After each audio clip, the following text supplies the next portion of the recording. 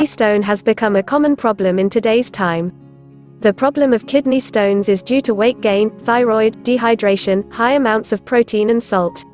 Having kidney stones can cause severe pain during urine. Problems like back pain, nausea and vomiting occur. Today we are going to tell you about some of the home remedies that you can use to get rid of the problem of kidney stone.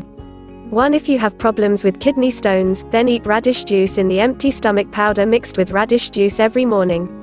The problem of kidney stone will be overcome. 2. Drinking pomegranate juice daily gets rid of the problem of kidney stones. 3. Basil leaves are very beneficial for our health. Bitter leaves contain a rich amount of vitamin B, which helps in the removal of kidney stones. 4. Eating coriander can be rid of the problem of kidney stones.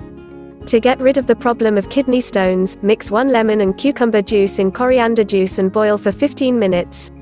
Now take it for 1 week after cooling it. Doing this will solve the problem of your kidney stone.